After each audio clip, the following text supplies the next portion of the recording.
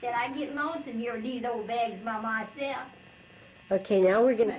Yeah. That might be too much. I don't know. Well, I can turn it down, maybe. Okay, something, Grandpa.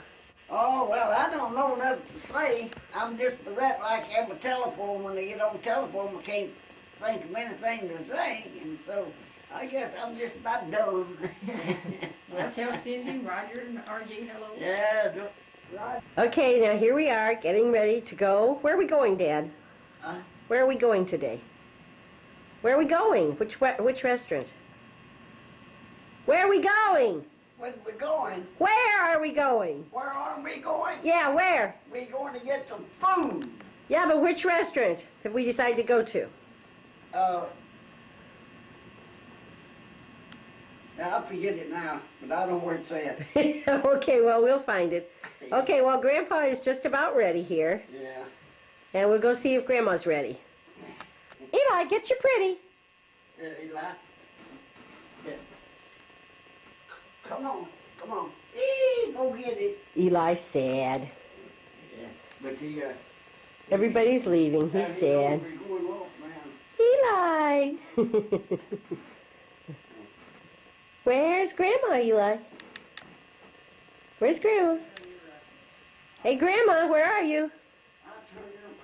Well, we don't know where Grandma is. They've been rushing me since 6 o'clock this morning. And now, there's Grandma. Are you making pictures? Yeah.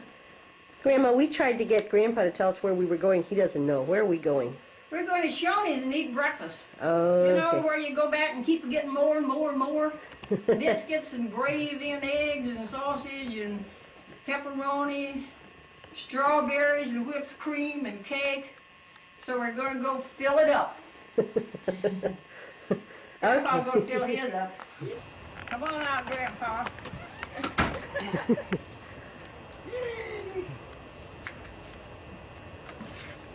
Now put that bucket down. We ain't going to take that. But we have to get a picture over here of who's waiting in the window. Yeah. Hi, Eli. Hi, Can you see Eli in the window? Hi, Eli. I don't know with all the reflections. Oh, Hey, he like, oh, take a while. No, no can see Eli. Now let's see. You got your teeth? No, I'm never going to get it. Oh, there's them teeth again. They're going to put me in the grade. Are those icy, those stairs? No, he just like to fell. Ain't no ice there. Does Grandpa have his teeth? Yeah. Show your teeth. There they are. We're going to let him go now. Okay. Here's their favorite place in all the world.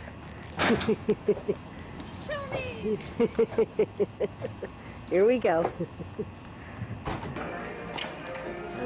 We're going to get pictures of Grandma and Grandpa from the phones here, because they like this.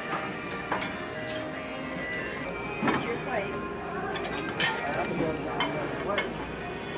Let's see if they have anything good today.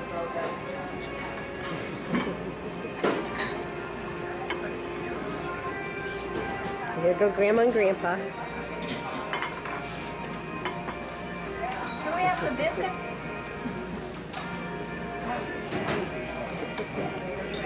Grandma has been keeping an eye on Grandpa to make sure he gets everything done okay. Yeah. Now let's see. Grandma looks okay here. I don't know what Now here's Grandpa. Are you okay, Grandpa? Are you okay, Benny? No, Lord, yeah. Look at his plate. Let's see what Grandpa's going to have to eat. Look at his plate. He looks pretty good. Plate. Here's Grandma's over here. Whoops, where'd Grandma's go?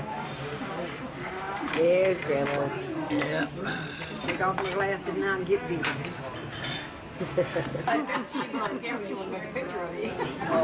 We're making a recording of the whole visit. So you're only a part of it, Claire. You're not the star. Yeah, I'm surprised to see you here today. I get ready to come back now. What are you just visiting? Yeah, I just came down last night. That's good. Going home. Oh, your paper, Dad. Nobody stole your paper.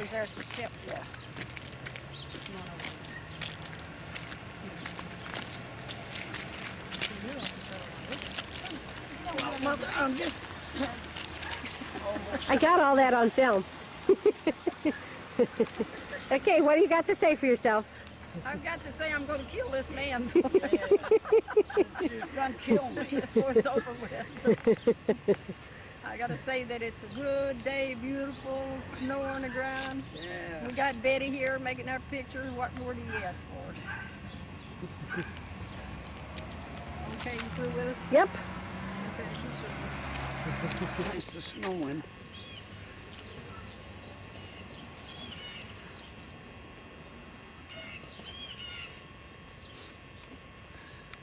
Eli. Yeah. Eli's waiting for us to come Get home. up closer and you get a good look at him. Well, we'll walk up here. Well, we're getting that snow. Where is Eli? Come on, Eli. Come on, baby. Come on, baby. Come on. Come on. Come on. I'm very come, very come, very come. Where is he? Oh, yeah. Hi there. I gotta get a treat for that doggy. Yes, sir. Come on here, Eli. Come here, get your treat. Ah, yes, go there. These are the steep, steep stairs down to Grandma's basement. We hear noises down there. We're going to go see what she's finding. Okay. Okay, this is Grandma's basement. And we hear noises coming from over here. We got to go see if we can find Grandma. Yeah, I'm back over I think there's Grandma. I'm looking for my hand, about that hand mix. Here is Grandma. She's searching for treasures. How you doing, Grandma? I'm doing okay. I'm looking for that hand mixer. I think I put it down here. Oh, you made pictures. She's searching for treasures for us. Yeah, I'm searching for Now there's all kinds of things that she's made Whoop. up there. Here's their stock of food for when the winter comes. Yeah, Lordy. There's a lot of stuff down here. Yeah, but I don't know where I put that hand mixer. Here's the dryer. This is where I live when I come down to visit. And never again is she going to make me sleep upstairs. Here's a picture of Bev long ago. Yeah. It's on Grandma's basement.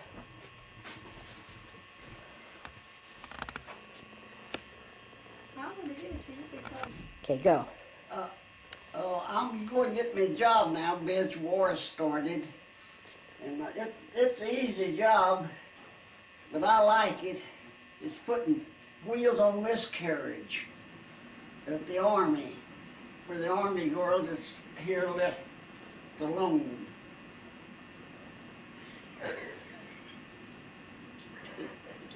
What do you think about that one?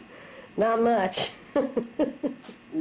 I talked to three boys and girls that was going to get married before the war started, late World War II. And every one of them, when they come back home, they didn't have a wife. They just went wild. And so every one of them boys now lost their wives during the Well, war. Betty, I'll find that. That's here someplace. Okay, now here's Dad going to yodel. Okay. Yodel lay, oh, the yodel lady, yodel, yodel. Now here's a good one. Hey, Eli, come here. Oh, where is my little dog gone? Oh, where has he gone? With his tail cut short and his ears cut long. Oh, where can he go? Oh, where can my little dog be? Oh, where can he go? It's a bow-wow dog, it's a bow-wow dog, standing at the gate, thought about the band of frying and thought he couldn't wait. The old mule kicked, the old cow prayed, a little pig whistle while the old sow danked, that-a-lum bum bum. That was a good one. What I want to talk about is the reception. I got so scared with the limousine, I was trying to make the guy go without taking us along. And then when he started off, he went up the street, and I asked him, do you know where the church is at? And he said, no. And I said, well, you're going the wrong way. So I thought, man alive, I hope he ain't kidnapping us, taking us off someplace. And then when we got there, everything looked so pretty. I got so shook up, I don't even realize what went on much. But after seeing the movies and all, then I know that it was really a party. So you're just walking on the skyline. Yeah. But one thing, we love our little doggy, and he loves us, and we've got him spoiled to death. See, he's jealous right now. He thinks I'm talking to somebody else. But we enjoy him. We couldn't live without him because he's so good. And another thing, we've got our little place here, and we got plenty of food, and we go where we want to, do what we want to do, so we're happy with it. And the good Lord has been good to us. Tell them that it rained down the basement. I ain't Leaks gonna in the tell, I ain't gonna tell outyard. that. I ain't gonna tell that. Don't have to tell all of that stuff. The other night, Dad had a spell with his heart, and I jumped up to go in there to help him up. And when I caught a hold of him to help him up, Eli thought I was fighting him, and he caught a hold of my gown sleeve and almost tore my gown off, trying to get me to let Dad alone. And Jerry was trying to get pills in his mouth, and Eli was holding my arm. But when he saw that I had turned Dad loose, then he was all right because he thought I was fighting him. Glad to have Betty with us. We enjoy her coming. Hope she comes back Yeah, every I time she gets do a chance. too. If she can't stay but half a day, why, that's all right, as long as we get to see her and be with her a little while. So, adios. Women going down the road on the highway, you run out of gas. Well, they couldn't find nowhere to put the gas in on the gutter. One of them old-time bed pans, one with a crooked deck on it, you know. And so here come a big truck driver down the road, and he stopped to see if he could help them. And he saw what they was doing, using that bedpan to pour the gas in the car. And he said, "Is there anything I can do?" He said, "No." And he said, "I wished I had the faith that y'all got." Wait a minute. Okay, now. This is our day that we got married. We worked all day, made up our mind we was going to run off that day and get married. So we got our boss and went over to Waterloo, Illinois, and got married. So we come home, and we was going to keep it a secret, but some way it got out. And then here we got up, and the whole police, there was about 5 police cars there. So the landlady run upstairs to see what was going on. It was my brothers up there that was going to take me out and send me home. So the police told him, said, do you want to, asked us, said, do you want to get them arrested? And we said no. So the policeman told them, hit the door. So they hit the door. And 2 or 3 days after that, there was a rock hit our window. So we don't know whether one of them threw it or where it come from. But anyway, we had a big wedding because we had the police escorts after we got married. A little different from what we had for our 60th. Our payday come in a couple of days, so we made it all right. So you only had $10 when you got married? Yeah. $10 back. I don't know. I don't think Roger and I had much more than that. Well, Dad, tell me how you got to St. Louis. What? How'd you get to St. Louis? Oh, 1935, Herschel Cummins, No, it wasn't 35. David No. Charles was born in 35, Maybe it was 25. probably 25. 25, yeah, 25. And Quit scratching your head all the time. Herschel Cummins, he come down there to spend the 4th of July. Well, he brought me back, and I had $1.50 and an old watch. And they give him the $1.50 and the old watch to bring me back. Then I come up here, went to work the next day at blankets. Then we worked to the Owen, Illinois Can Company for a while. Then it was changed to St. Louis, something or other. And I didn't know what it was. Now I worked there 13 years. And so they up, jumped and moved. And I couldn't move with them. I could, but they wouldn't let me. And so I job hopped for about a year, maybe a little longer. Then I went to Emerson Electric. And I've been in there 2 or 3 times. No help wanted, no help wanted. He shoved us out the door. And I come to find out what his name was. Well, I let everybody go out, and I followed them.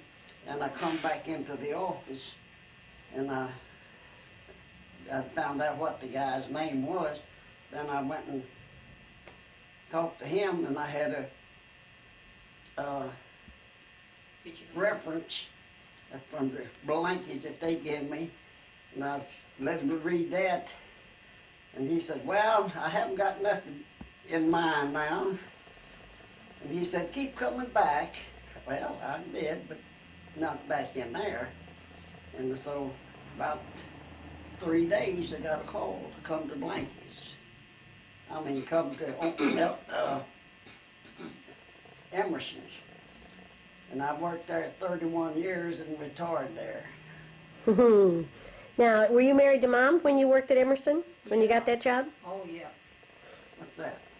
She said, was you married to me when you went to work at Emerson? And I said, yes. You was married to me when you got a job at Emerson? Yeah. You got a job there just a little while before Betty was born. Yeah. Oh, okay, 31 years, that'd be right. Yeah, and we didn't have a mattress on our bed that you could sleep on, so we went and bought a mattress, and the mattress was $4, and we paid 50 cents down, 50 cents a week till we got the mattress paid for. And when I first come to St. Louis, I was 15. I come up here to help Vera out because she was expecting a baby, and she was very sick.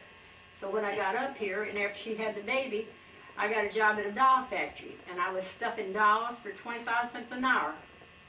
And I was really happy when I got my payday, 25 cents an hour, and when I got my pay, it was really wonderful to have some money, Mom. Was that the first time you'd had money of your own? Yeah.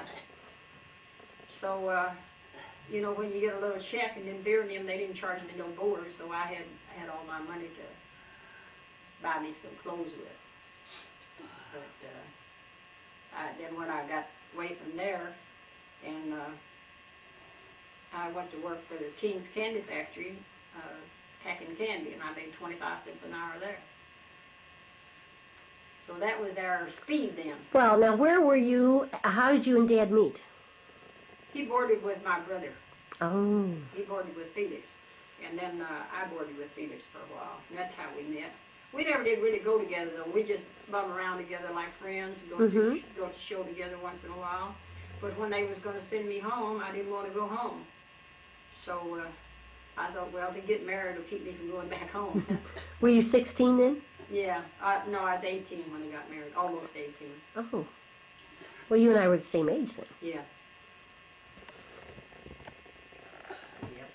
Okay, now let me think here. Okay, now wait a minute. Okay. You know, when I was expecting Betty, well, I had trouble. My water broke, and I thought then everybody said go to the hospital. Went to the hospital. They put me to bed, and the doctor said she'll be born right away. So I was laying there waiting for her to be born, and so then the doctor come in, and he checked me again, and he said, well, it might be a few hours. And I said, well, I just live close to the hospital, and I got another child. Let me go home, and I'll come back. He said, you won't, the more you get home to, you'll have to come back. And I said, well, that's what I want to do. So he said, okay. So I come home 1 month from the day that I went in first was when I got sick and had Betty. And she was a tough little customer to have. It's a good thing you didn't wait that whole month at the hospital. Yeah, that was a good Well, how long did it take to have me? Long time? Well, yeah, Lordy. I went in the hospital, I think it was about, I think I was in labor about 6 or 8 hours. That is a long You time. didn't want to get into this world. I don't know why. I liked it. You was a stubborn kid. Well, now then tell me what happened after that. And I almost had you in the bathroom. You liked to have been born in the toilet bowl. If the nurses hadn't gotten me off, I think you would have. And then they put that, what was in depression, they put me in a room with 40 beds. And so they didn't have hardly any food, and they'd come in and they'd give us a little bit of bread, toast, and some oats. And then the girl would come back after she had everybody given 2 pieces of toast and some oats. She'd come back and she said, I've got some extra toast. Who wants it? And I'd say, I do. But before she got back to the end, the toast was all gone. And then they served you hog tongues, and I couldn't eat the hog tongues. And so Hugh L's girlfriend, she brought me some grapes and some fruit and stuff. So Who was that? Was that Thelma? that was Thelma. Mm. So she tided me over, and I come home real quick with Betty. We lived in a little 2-room house, outside toilet, no bath. Boy, times were tough, huh? Yeah. And Betty cried for about 6 months.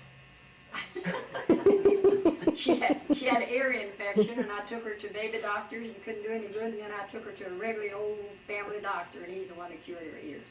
And but I didn't sleep for about 6 months. I laid her on my stomach when I'd get so tired. I'd lay you across my belly and try to get some rest like that. But you was a tough little customer. But you made it, thank the Lord. Okay, now, Dad, you had a story you were going to tell. Yeah, back in Depression, I wasn't working. I had a little job once in a while. And so come a big snow. Then I went to the work for the city, shoveling snow, and I didn't have no boots. Well, the wife had a pair of galoshes and a pair of shoes she wore, and well, so I put them on and wore galoshes. When you worked 3 days wearing Mom's galoshes? In my Yeah. shoes. In her They were shoes. big shoes and big glasses. Oh. And I guess that's just about all of my depression. On light, turn it on low. No, you were getting ready to tell another depression story. When he told that, he finished it up. He worked a shovel snow in my boots and my galoshes. Oh. And boy, I was proud to get the job. Well, now tell me about a moonshine story. Because you used to tell stories about the revenuers coming and... You all had made whiskey.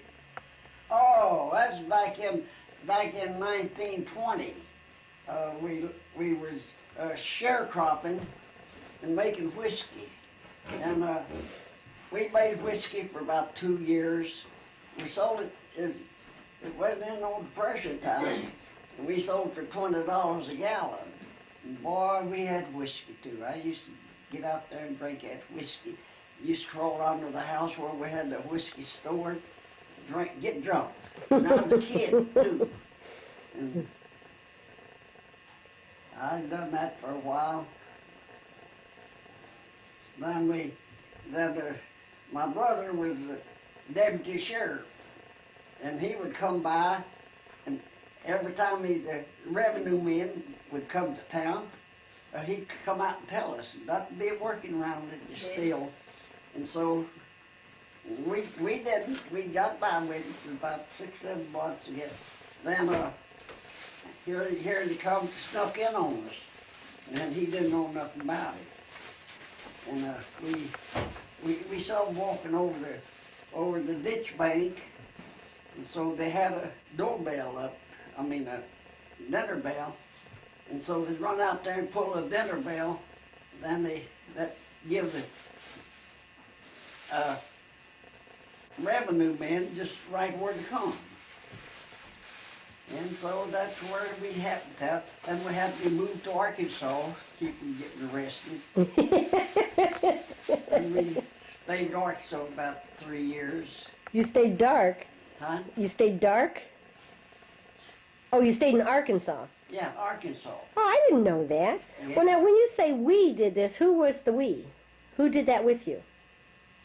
Oh, R.B. and That was a half-brother, right? Tom, that's my half brothers. Uh-huh. Now, they were the Mitchells, right? And so we all walked down the railroad track from Pascola, Missouri to Arkansas one night. Down the railroad, and boy, that's hard walking at nighttime. Well, now, when you got to Arkansas, what did you do? Did you moonshine down there? Oh yeah, we got we got a sharecropper down there where we moved on the. Now, what is a sharecropper? Well, you do all the work, and they furnish the seed. Then they get half what you grow. Oh, okay, Yeah. okay. See, That makes if sense. we made $2,000, we got 1,000 of it. Okay, But we didn't make that much. yeah. Well, did you do any moonshining down there? Yeah, then we moved back to Missouri. And we stayed there till we busted up. Everybody went one way. Well, that really was the James gang then, wasn't it? Huh? That really was like the James gang. You stayed a life of crime, and then when you broke up, everybody went their separate way? Yeah. Now then, is that when you moved to St. Louis? Yeah. Okay, now. Well, before Charlie was born, we lived in 2 little rooms. We had no bath, no nothing there, no air conditioner. And we had a little fan that I used to put on when I get so hot. And when I went to the hospital, the doctor told me he was due. And so he said I'd have to come in. So I went to the hospital. I had no pain, nothing else, but they took me out about 4 o'clock in the evening. And I was sitting there in the hospital room, and the nurse come in and she said, we're going to start giving you some shots tomorrow. So she said, you better go to bed and get some rest. So I had pains in my stomach, but I thought maybe it just had the cramps. So I went to bed, and the pains got worse and worse and worse. And so I called the nurse and I said, I need something for pain. And the nurse said, maybe you're in labor. So she stood there and she put her hand on my stomach. She said, you're in labor. She said, we'll have to take you upstairs. So she took me upstairs about 10 o'clock. And I walked the floors and I walked the floors and I walked the floors. So I got to where the nurse said, keep walking. So it was almost 4 o'clock, and I got down in the floor. I couldn't walk no further. I got down the floor. So she ran in and pushed the button, and here come a bunch of nurses, and they got me up and got me on a cart, put me in the delivery room. So when the doctor come in, he bawled him out because they didn't call him earlier. And he was hollering at me, don't bear down, don't bear down. And I couldn't help it. And so he got mad at me. He said, don't bear down, I told you. And I said, I can't help it. So I was fighting with the doctor on the delivery table. And so after a while, I had the little buzzard. And the next day, when I didn't call, they happened to call your dad. He was born about 4 o'clock in the morning, so I didn't have him to call Dad. And but when they brought Charlie in... Well, now, why didn't you have him call Dad? Well, I just thought there wasn't no use. I knew he'd go to work that day, so whenever he came out that evening, why, they had sandbags on my stomach, and he said, oh, you didn't have it yet? And I said, yeah, I had it. He said, don't look like it. And I said, I had it. And he said, what is it? I said, a little girl. And he said, oh. And I said, no, it's a boy. And he said, now is it a boy or is it a girl? And I said, it's a boy. So the nurse, she said, I'm going to bring the baby in and show him to your husband. So she brought Charlie in, and she had his hair parted on the side, and he was the cutest little thing you ever looked at. And Dad, whenever she said, here, you want to see the baby? And your dad, he looked over at him, he dropped his arms. I thought he was going to fall on the floor, and he looked at him, and he said, is it a boy? And I said, yes, it's a boy. And the nurse said, it's a boy. So he was real happy because Charlie was a boy. And we had a grocery store man and a guy that owned the beer joint across from us. So I said, well, if it's bald-headed, I'll say it's Tony's, and if it's got a lot of hair, I'll say it belongs to the bartender. So Charlie had a lot of hair. I got to send a copy of this to Charlie. Yeah. Well, you have any funny stories about Charlie when he was little? Well, Was life too tough to have funny stories? no, he did a lot of cute things. One thing he liked to scare us to death, though, he was running through the house, and we had an old coal stove, and I had the door open, and he was just learning to walk, but he's trying to run, and he fell, and he had hit the stove door. and knocked him out for a few minutes. Oh, that's what his problem is then. And oh man, I'm telling you, I was crying and everything else, trying to get him to wake up, but he snapped out of it right away.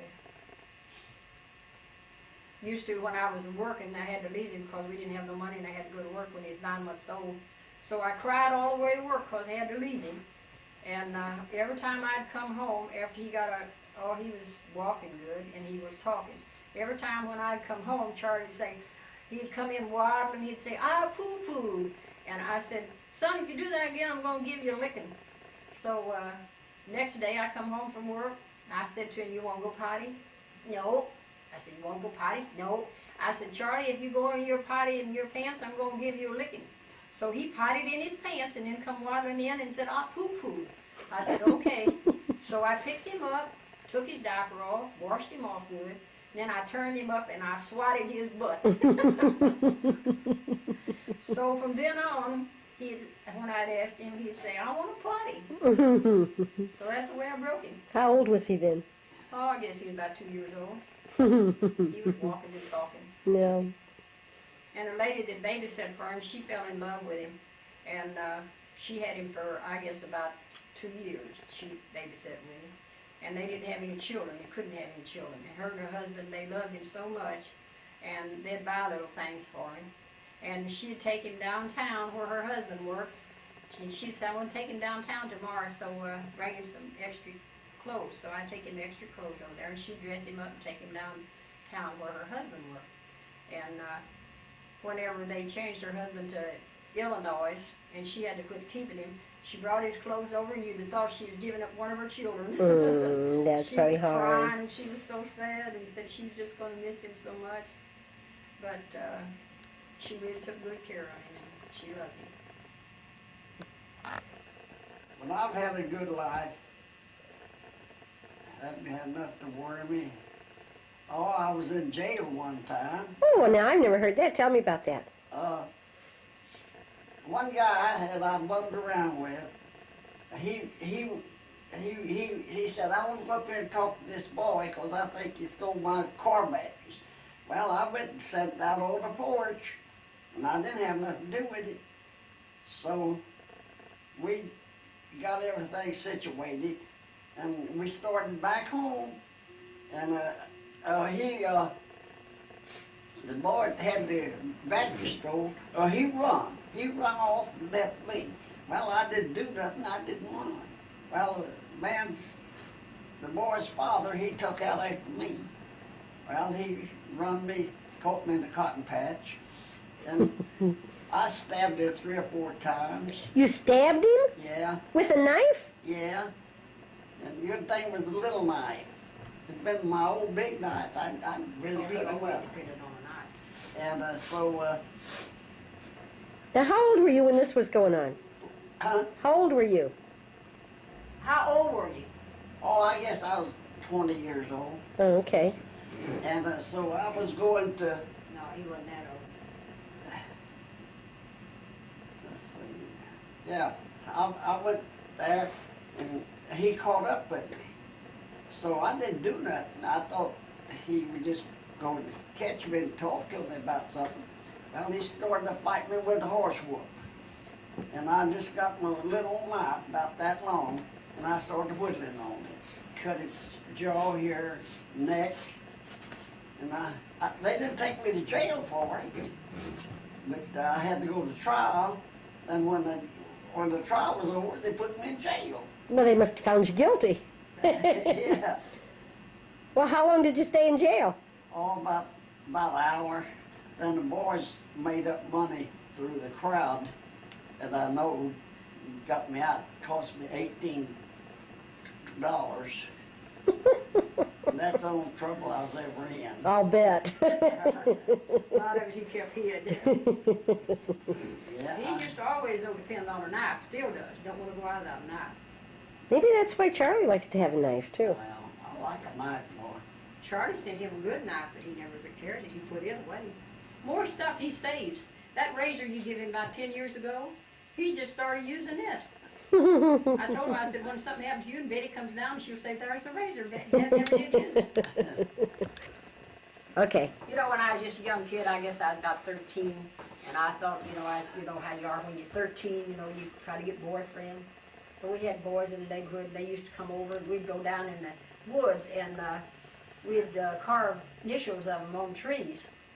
And so there's a friend of mine that was telling me the last time I was in Tennessee that he'd been down in the woods and he saw them trees with initials on them. They're still there. Oh, for goodness sakes. And I said, that was whenever I was a kid. I said, we used to cut initials in trees. And he said, well, there's trees down there now. They still got initials on them. But we went down one time, and we used to swing across a big valley on a grapevine. We'd cut the grapevines, and the kids would swing across. So then we got to seeing who could swing across with one hand. So I was going to swing across with one hand, and Mama told us not to go down there and swing on them grapevines anymore. So I took one hand and swung out across this big valley like where the grapevine was. And my hand slipped, and I fell off. And it knocked the breath out of me. So the kids all run down there trying to get breath in me and get me up so we wouldn't, my mom wouldn't know nothing about it. So we never did tell her, but I was kind of sick over it for a while. Well, what was life like on the farm when you were growing up? Well, life was hard. We didn't have much, but Mom and Dad was always, Dad was a hard worker, so he always worked.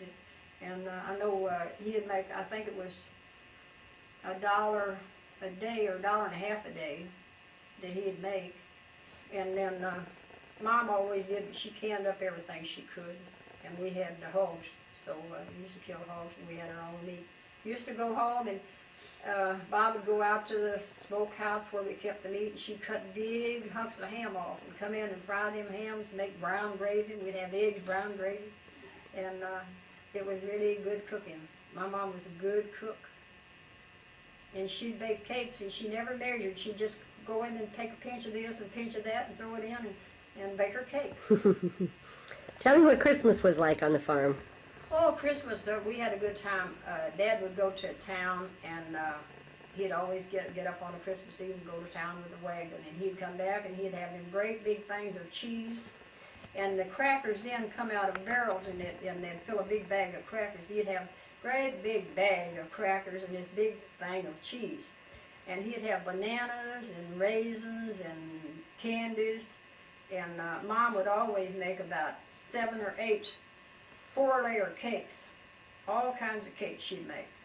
And then at Christmas time, different families would come to your house at nighttime. And we'd sit around and talk, and the kids would play. And then Mom would have cake, we'd have cake. And then maybe the next time we'd go to their house and we'd have cake. And the kids would play and the old people would talk. So what kind of presents did you get back then? Well, we didn't get much presents because there wasn't much money. And the last Christmas I can remember, I was so disappointed, but everything was hard. And I know Mom and Dad didn't have any money, but we had a big stick of peppermint candy in our sock and an apple and an orange. And that was it. And usually at Christmas we'd get a doll. But that year we didn't get very much because that was a hard year. We didn't have very much. But we was proud even to get that big stick of candy. Why, sure. Because, we didn't get candy very often. So that was good to have that. Now, Dad, tell me something you can remember here. You remember anything about? Back in the Depression, a guy gave me an old set of drums, a bass drum and a trap drum. Well, them drums, they didn't have heads on one side. Well, I got me some brown paper, and I cut it up and took the things off that held it in and put it on there. And I got one to find out about the trap drum, and I got to put a side on that.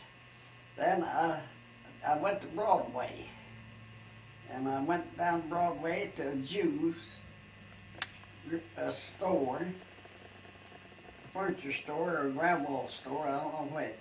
And I told him about that I had a set of trap drums. And he says, "What do you want for them?" He looked me up. I said, $5. He said, well, yeah, I'll take them. Well, he come after them, but he never noticed it had paper heads on them.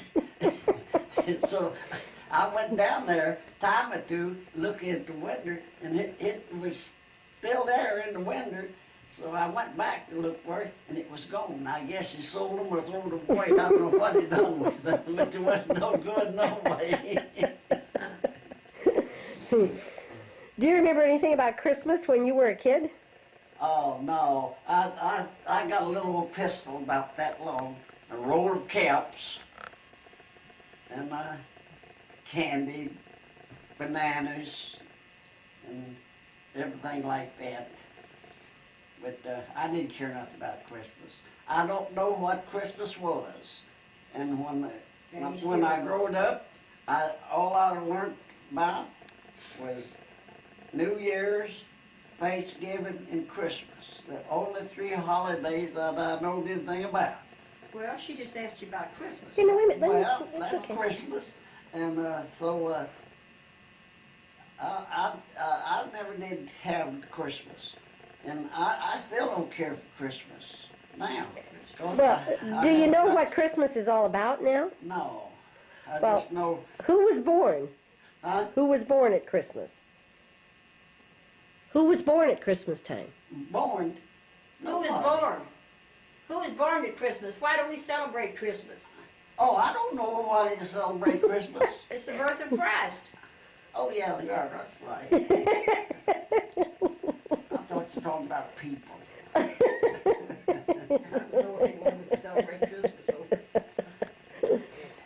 I tell you, electric clocks and Dad said he used to buy these up. ukuleles. Wouldn't cost me very much, but I'd sell them. And I bought a big electric clock. Oh, it was about that long, about that high. And I sold that to Nick Kopovica for the back bar. So it run about a couple of days, and he told me, that clock won't run. I said, well, I know that. And I didn't mean to say that. I said, it runs 2 or 3 days, then it stops. He said, well, that's what it done. You want to go potty? I said, well, I ain't got to put it down, but I'll make it up to you. He said, what did I give for it? I said, you give $1.50 for it. He said, well, put that on experience. Never buy nothing from a kid. Hey, Eli. That's a pretty dog. Where's Grandma? That's our baby. That's our During the Depression, I job hopped. Okay, now this is during the Depression here he's talking about. And so I worked at the Dual Cronin a while, and they said they had lumber to unload, carload of lumber. Well, I didn't see no railroad track there, and I didn't know anywhere that there was a railroad. And he says, oh, it'll be up here. They put them old trucks down to bring it up.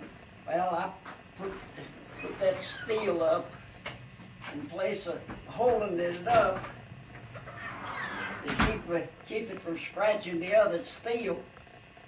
And so the boss caught me. He says, you can't do that. You got to hold it up above the other steel. Because if you lay it down and push it up, you scratch the other side, and it was moving. And so I said, okay, I'll do it. I've been doing it and doing it and doing it. And they had a big electric tank there. And they wanted that moved. And after we got that moved, that was all. I got another job at Cruden Barton's. Worked there about a week. Then I got a job at General Metals. That's out on, I forget the name of the street. But anyhow, I had to ride a streetcar there. I had to transfer twice on the streetcar to get home at midnight. And I was standing there in the Grand Avenue Bank. Of course, I was waiting for a streetcar. Man, the burglar alarm went off. Man, police come, and I didn't run, but I know better to run because they think it was me. I stood there, and they come up and grabbed me and searched me right quick. Did I have any money or gun? And I told them, no, I just got off from work. And so that turned out to be all right, but they made me miss the bus, and I had to wait another hour for a bus to come by. And I did. But that like scared me to death. I was scared to run. I was scared to stay there. But I did. Now the bank's a great big bank, a little one-story building there the way it was, but now it's great big, covers nearly 2 blocks now. Well, tell me about the time they came and they repossessed your furniture. No, they never did do that. I thought you told me they came and took your bedroom set, put No. your radio on the floor. No. I've told that story for years. Well, we never did have nothing repossessed. We've had it. Oh, I thought they came and got your bedroom set and they No, took no, your radio no, off and put it on the floor. Old clock. Well, they never did take no furniture from us. Union May Stearns took a cot that you had in the kitchen, and I slept on that. No. No, I heard that story years ago. Well, we never did have nothing repossessed because we never could buy it because we didn't have the money, you know. You had to have a down payment. But you could buy anything then for 50 cents down, 50 cents a week. So that's the way that we bought our stuff. Now, can you think of any stories about me when I was little? Yeah, you had long hair and you wanted it long. And you was 8 years old. And every morning when you go to school, you'd be crying and I'd be trying to comb your hair and make the braids and you'd be crying and screaming. So one day you come from school and I said, this is going to end. So I got you down and I cut your hair. Oh. And so when I cut your hair, you cried and cried, and then if I could put it back on, I'd put it back on it. But it was already off. But you would hide behind the door and didn't want no one to see you because you had your hair cut. You know, I remember that. Because you had your hair cut. I remember hiding because I had my hair cut. I remember that. But I've still got the hair. It's downstairs. So if I want it back, I can have it, right? Yeah, you can have it back. But you was tender-headed, and every time I tried to comb your hair, you'd have to go to school with your eyes all red from crying. So I thought, well, we'll stop that. But you was good in school. You used to get really disturbed. If you didn't make good grades, you'd get really down in the dumps about it. And you'd say, then say I'm dumb if I don't make good grades. But you used to work hard.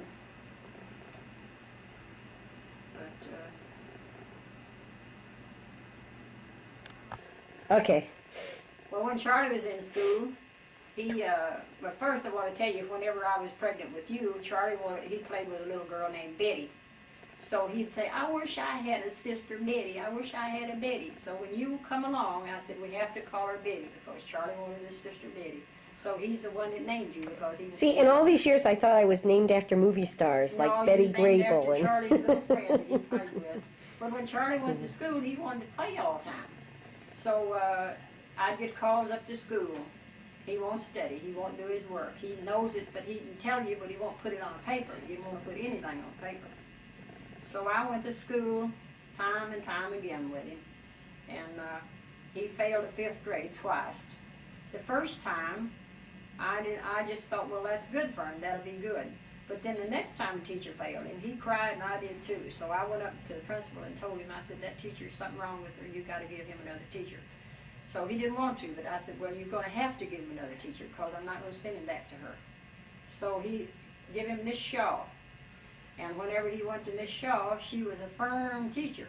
So Charlie come home, first day he was in her room, and he said, my head's sore, my head's sore. And I said, what's the matter with your head? And he said, that teacher said she took me by the hair and said she twisted me this way and twisted me that way and then turned me up and down in my seat. I said, well, son, you're going to have to do your work because I said she's not going to put up with that. So I just kept on telling him, you better get in there and do it. So he went to her about a month, and then she sent me a note to come up there. And I said, Charlie, are you in trouble again? No, Mom, I'm not in trouble. So when I went up there, I thought, well, I'm going to get bad news. But when I went in, she took me out and she talked to me. She said, you know, when Charlie come in here, said he's a very intelligent boy. But she said he doesn't want to do the work. He don't want to put it on paper. He knows it, but he don't want to put it on paper. But she said when he come in here, said I knew that he could do it. And she said, so I pinned down on him. And she said, now he's doing fine. And she said, now when he graduates, I want to be there. So when Charlie was ready to graduate, he had never forgotten her, and he knew where she lived. So he said, I want to send her an invitation to my graduation. So when he came in, she was standing at the door waiting for him, and she handed him a card with $5 in it. Oh. And Charlie has never forgotten Miss Shaw, because she's the one that started him to doing his work. I had Miss Shaw too. She never gave me $5. She didn't? Well, I guess you did your work. I was afraid. But she hammered him there for a few days before she got him doing anything. Okay. You got done this picture? Mm-hmm. Now this is a picture that Beverly and David gave to us for our 60th anniversary. It has Eva and Cecil, James down here, and it has the year, 60 years. And up here is a cuckoo clock that Bev sent and David sent us from Germany. So we love that clock. It's run down now. Got to wind it up. Okay, now over there are all the pictures of the family. Here are the pictures of the family. You can see there's RJ and Charlie and Jeannie, and that's my mom and my nephew up there at the top. There's Bev and David, and there's Betty and Roger and them, and you see all of those. So you, and there's a plaque that was given to us from somebody at the reception. Hey, Beth, save one for this. Okay. Well, these are more anniversary things. There's some more anniversary things, and this is our just married picture that we got a frame and put up. Betty had this enlarged for us, so we're really happy with that. These are flowers that came for our anniversary. And There's the new VCR. this new VCR. New TV. That come from Charlie and Jeannie. And Betty and Roger. Okay, I just got to make sure here. Yeah, Betty and Roger. These little things, Betty had them on the table, and they look so pretty. And this is a anniversary balloon. It was on a money tree that James had. 94? Did she Yeah. make it? No, she bought it. Okay, now we're going to see Eli over here with his toy here. Come on. I'm going to start it. Eli. Get it. Don't get it. Get it.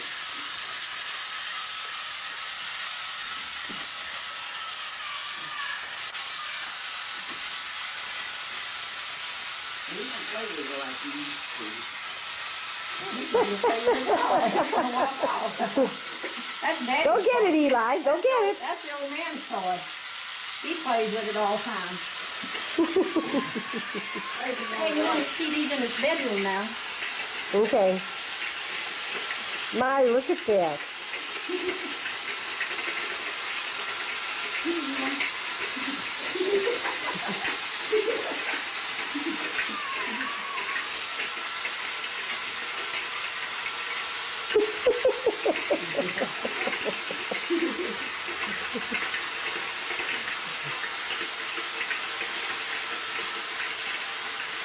That's what that drum too good on the nose.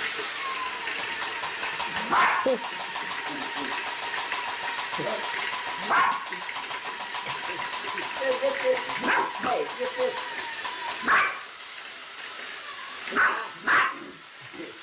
Eli, Say something better. Yeah, I got plenty left.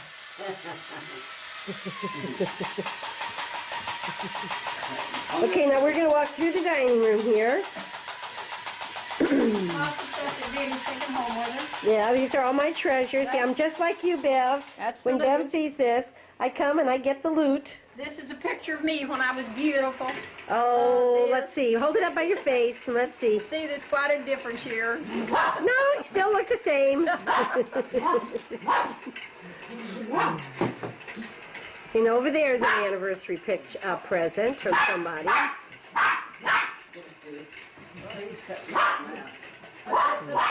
This This is a plate from Bev and David with our pictures on it. It's beautiful. Get them two packs up there.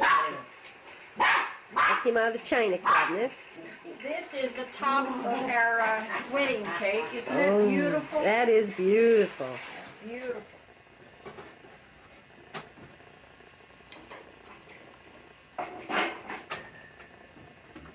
Grandma's got a whole china cabinet full of things there. Here's the plaques up here that they gave to Dad at church. Yeah. Got those. Oh, here I am taking the movies. Yeah. There's the little Oh, potty. Don't get all this stuff. Well, my grandma says not to get this. It's impossible. Okay, now, let me sit down here and see here. That's a wreath. There's a wreath that Belle gave us, and it has Dad and I and Roger and Betty and Beverly and David and Cindy and RJ. And it's beautiful. And this is a picture, 1937, when Charlie was about 2 years old. And this is a thing that little Cindy made for us. And when I look at this, I think of all of her little hands that went over this and what work she put into it. So I love it because she cared enough first to put that much time in there, and I think it's beautiful.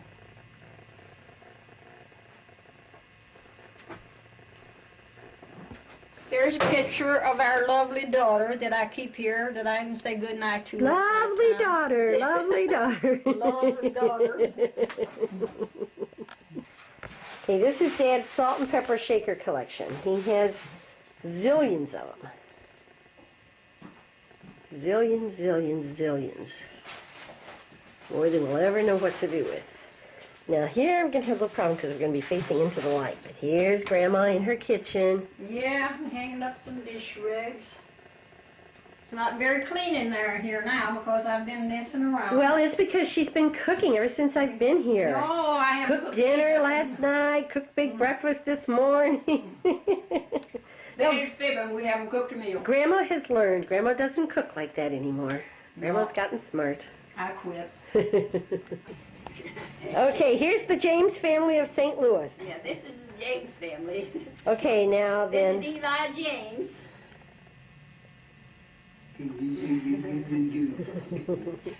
This is our baby. That's all we got left at home is this baby here. And we think he's almost like a human being. He ain't a dog, he's human. I said, I wish he could talk. But if he'd ever say a word, I guess we'd both run. but we love him. Say thank you, Aunt Betty, for giving me a good home. Now, what's the date? Today's date. What is today's date? January 28th? 28th, I believe. January 28th, 1991 is when we made this. And Grandpa is going to be 85 in March, and Grandma says she's going to be 80 in November. And how old is Eli? Eli is 5 years old. Oh, my goodness. He's ready to go to school next He's year. going to be 6. Coming soon. Okay, tell me, you got any plans for this coming year? Well, yeah, I'm going to have my bedroom walls fixed, and I'm going to have them painted. I've been aiming to paper myself, but I don't know whether I'll order chapel out of it. No. Oh, we'll paper them for you. But I may do it before the season ends. Hey, myself. hey, Betty, if you have enough left, get that shelf over there. Dad's going to tell us about some of his treasures he's got in here in his curio cabinet. Bust this one up.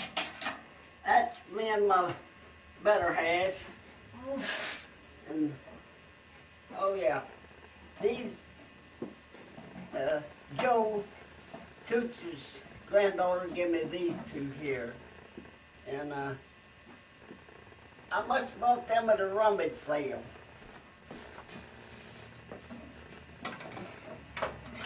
Here's electric fly swatting that Charlie gave to us. Yeah. That's the executive fly swatter. It's what Eli. Eli, you don't get swatted. You don't get swatted. You don't get swatted. And here's something we want to show.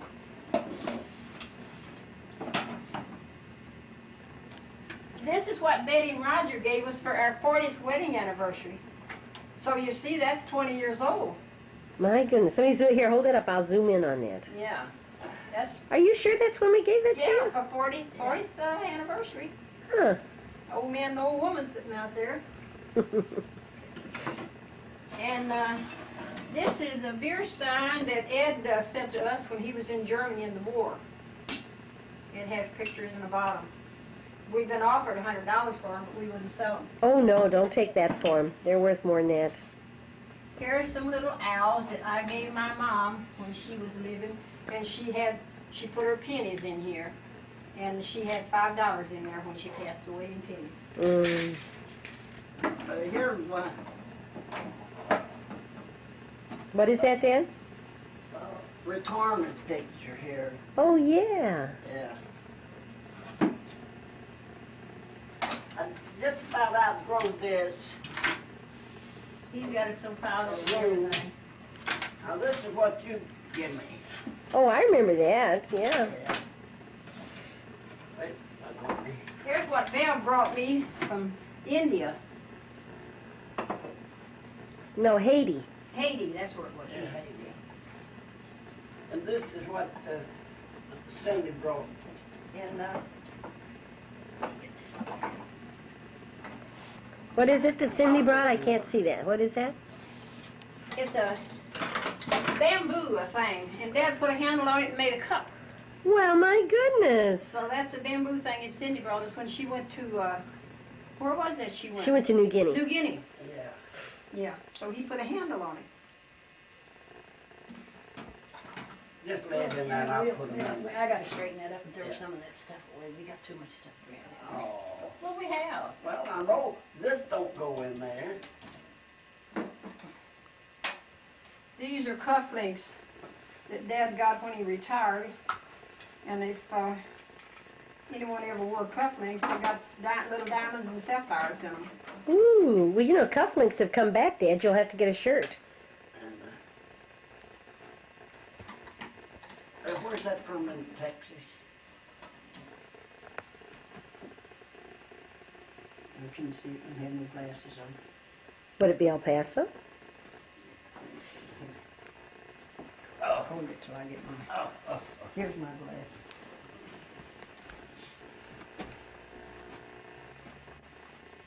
Okay, from New Mexico.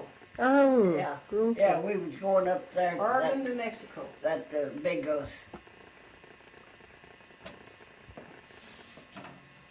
Okay, now, Mom, sit down there by Dad and get ready to wave goodbye. We're just about out of time. Okay. Oh, come on, John. Well, Eli, you gotta wave goodbye too. Come on. Okay, let's get all of you together. Come on, get Come on. Everybody get ready to wave goodbye. Okay, goodbye, goodbye. Goodbye, Beth. We've had Goodbye, a Beth. good visit. Eli will say goodbye Tell the too. kids I said hello. Yeah, tell them we love them. Tell Cindy to come home sometime when she gets some days off. Okay. Tell her we always enjoyed them coming, had a good time with them. We won't. Okay. I'll be glad when David comes home so him and Bev can come down, because we're going to put the big pot in the little one. We're going to really celebrate when he comes home. And we love him. He seems like one of the family too. I always call myself grandma to him. And we have Bev. Oh, RJ, I was about to forget RJ. Oh, yeah. RJ, you look so pretty at our anniversary. You looked like a sheep boy. You were so nice and had a lot of compliments on you. And how nice you and Roger played together. They thought that was good. And I got your picture on the wall, the latest one I got. I've got Okay, you that. have to say goodbye. And now we have to say goodbye to all of you. So long. So long, Bev and David. Hope to see you soon. There it goes.